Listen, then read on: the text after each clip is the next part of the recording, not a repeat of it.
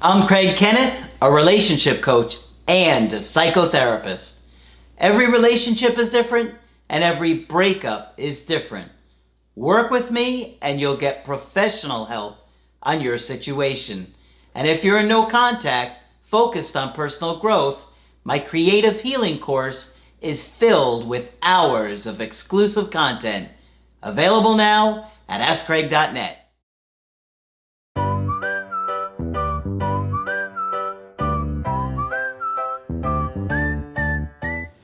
Hi there, I'm Coach Craig Kenneth. I'm Coach Margaret. And today we're going to be talking about dating an adoptee, somebody who's been adopted and being in a relationship with somebody who's been adopted. We have done a couple of videos on it in the past. One of them was called There's a Hole in My Heart. Right. And Margaret wanted to do a little bit more info on it. Now, Margaret has had a lot of experience with adoptees. Yes. And working in that field. So if you have a situation where you're dating somebody who's been adopted, I highly recommend you do a coaching with Margaret. Of course, you can get a coaching with her on my website, AskCraig.net. You just click on Margaret at the top and you can get a coaching with me there as well. So Margaret, what do we have on loving someone who's been adopted? Well, you'd be surprised how many cases come up Yep. where someone is loving an adoptee and finding it difficult because they have their own flavor of avoidant, okay? And never, never, never would I say to write somebody off because, you know, they are adopted. But it can be somewhat challenging to get close with them. And this, I'm going to read you something by a man named Neil Rosenthal, who's a licensed marriage and family therapist and himself an adoptee. Okay. And in this article, he shares a letter that he received and how he responded to the letter. Okay. Okay? So this is going to be really helpful Yeah. to think about if you've dated somebody who was adopted. Okay, you really got to pay attention to understanding them. It's Yes. very challenging. All right. So the letter goes, Dear Neil, I have been with my boyfriend for 2 years. We just broke up because he is adopted and he has issues loving someone. I don't know what to say to him to convince him that I love him and that I'm not going anywhere. I couldn't care less that he's adopted, but he can't get over it. Any advice you can give me? Okay? And I'll just immediately respond to that. There's nothing she can say to him, but it's more likely she can show him by being reliably there for him. Yeah. At a distance he can handle. I mean, if your parents give you up for adoption, it's very hard to believe that your girlfriend or boyfriend or husband or wife isn't going to abandon you. Absolutely right. Right. And it's a lifelong struggle for adoptees. They can, however, get beyond it, but it takes a lot of work. Yeah. And the letter is signed, unsure of what to do. And Neil replies by saying, Dear Unsure, I am someone who grew up adopted and can speculate on how your boyfriend may be feeling. Very likely he has fears of abandonment, rejection, of not being good enough, and of not feeling worthy of a love relationship. Because just as Craig just said, if your own mother didn't love you, why would anybody else? How about anger, Margaret? Well, that's a major issue, and I'll get there. Okay. These emotions are not related to you or your relationship with him. And as a result, there is nothing you can say or do that will take his fears away from him. You can, however, remain patient with him while he works through his issues, if he's willing to get help and if he's willing to do the work. And as Craig points out, some of that will involve a whole lot of anger at mom for giving him up, at the fates for making this happen to him, just at the whole world. And who blames the adoptee? It's not their fault. They didn't ask to be born. They go all through that process of being born, and then the woman they expected is not there for them. Yeah. Okay? Very hard to trust anybody else. Absolutely. And who could blame them? Yeah, that's right.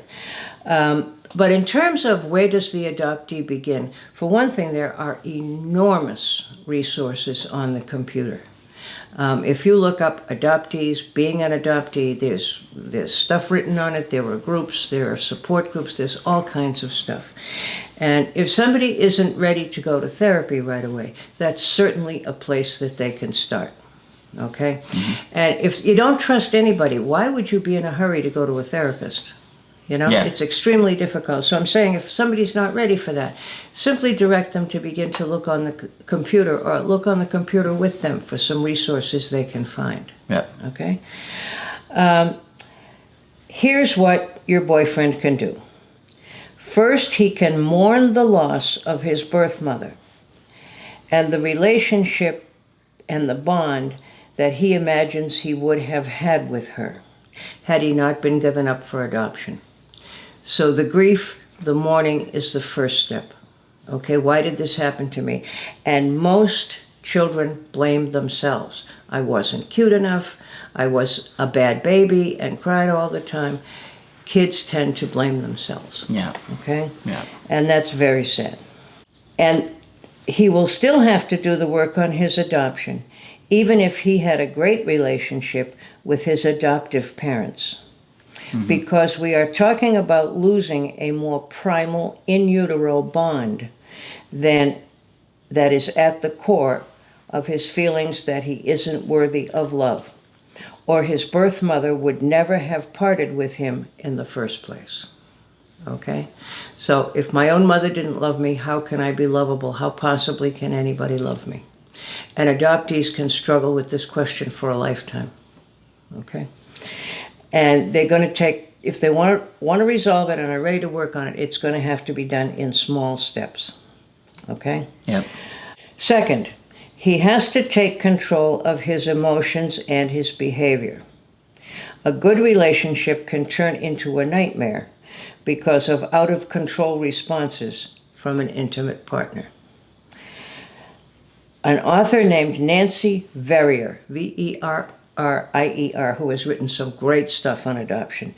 Nancy Verrier, in her book, The Primal Wound, says that when such feelings overwhelm us, we must ask ourselves if our responses and our feelings are appropriate to the situation or out of proportion to what is going on. Yep. For example, if your girlfriend doesn't show up on time, does it mean she's abandoned you? Yeah. Yep. 5 minutes late can feel like the end of the world. Absolutely. Yep.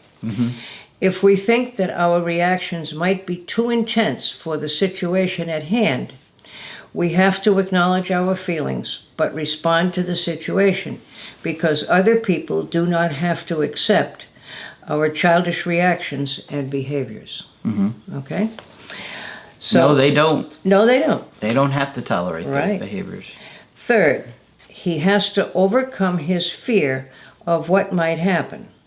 Adoptees will say... That's huge. Yes, it is. Let me say it again. Yeah. Third, he has to overcome his fear of what might happen. We call that anxiety, right? Adoptees will say, I can't allow myself to get close to anyone because I might be rejected, says Ms. Verrier. He must confront and defeat this fear because it's rooted not in what's happening now, but rather in what potential dangers he might have to face. Okay? So it's not real. It hasn't happened yet. Yeah. The thoughts in Right. his mind, yeah, Right. or their mind, yeah. Right. One of the risks we have to take if we are to become healthy and whole is the risk of being open and vulnerable to another. So it's very hard for an adoptee to risk. Any relationship, any close relationship, any loving relationship is a risk. Yeah. You know, you always face the possibility of losing that person.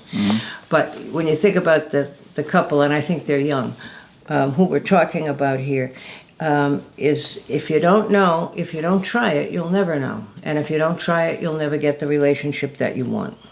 Okay? Yep.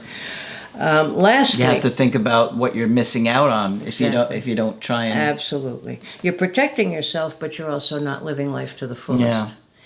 Lastly, he has to overcome his feelings of inner shame by working on and improving his self-acceptance, self-worth, and self-esteem.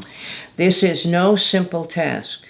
It will take discipline, willpower, and focus to look at what he has, what he offers, and how he's good enough and why he's worthy of a healthy, sustained love relationship.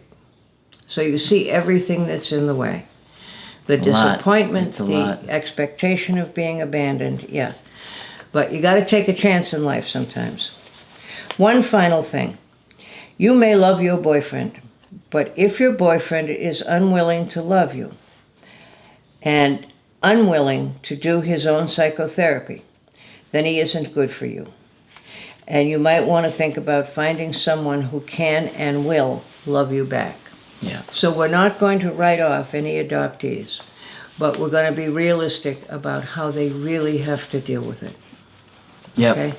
Yep. And the great American myth is that adoption is a wonderful thing.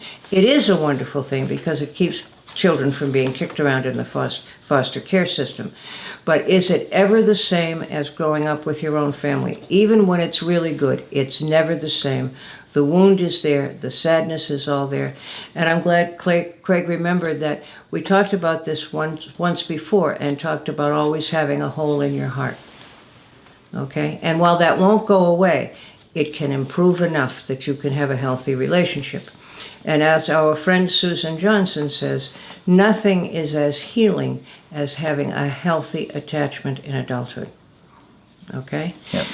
But I often have to remind partners of avoidant people that at some point, if it becomes emotionally abusive, then you have to say no.